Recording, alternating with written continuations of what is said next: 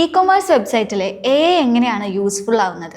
E-commerce വെബ്സൈറ്റിൽ എന്തുകൊണ്ടും നമ്മൾ യൂസ്ഫുള്ളാണ്. അതിൽ 3-4 കാര്യങ്ങൾ മാത്രം നമുക്ക് നോക്കിയാൽ മതി. ഒന്നാമത്തെ നമ്മളെ പ്രോഡക്റ്റിൻ്റെ സ്മാർട്ടായിട്ട് സെലക്ഷൻ, നമ്മളെ യൂസർ ബിഹേവിയർ അനുസരിച്ചിട്ടുള്ള പ്രോഡക്റ്റിൻ്റെ സെലക്ഷൻ. അതായത് നമ്മൾ ഇപ്പോൾ ആദ്യമൊക്കെ റെക്കമെൻഡേഷൻസും കാര്യങ്ങളും വന്നിരുന്നു. അപ്പോൾ ഇത് കുറച്ചും കൂടിയൊക്കെ ഡെവലപ്പായി വന്നു കഴിഞ്ഞാൽ നമ്മളെ യൂസർ എന്താണ് ആഗ്രഹിക്കുന്നത് എന്നുള്ളത്, അല്ലെങ്കിൽ ഇവൻ്റെ ഒരു മുൻകാലങ്ങളിലുള്ള ഒരു ബിഹേവിയർ വെച്ചിട്ട് തന്നെ ഈ ആപ്ലിക്കേഷന് മനസ്സിലാവും ഇവൻ എന്തൊക്കെയാണ് ആവശ്യമുള്ളത്. അപ്പോൾ അത് നമുക്ക് സെലക്ട് ചെയ്ത് കൊടുക്കാൻ പറ്റും. പിന്നെ ഇവൻ്റെ ബിഹേവിയർ, ഇവൻ ഇത് വാങ്ങുമോ അല്ലെങ്കിൽ എത്ര ദിവസം കഴിഞ്ഞിട്ടാണ് വാങ്ങുക, ഈ ബിഹേവിയർ മനസ്സിലാക്കിയിട്ട് ഇവൻ നല്ലൊരു പാക്കേജ് സെറ്റ് ചെയ്ത് കൊടുക്കാൻ പറ്റും.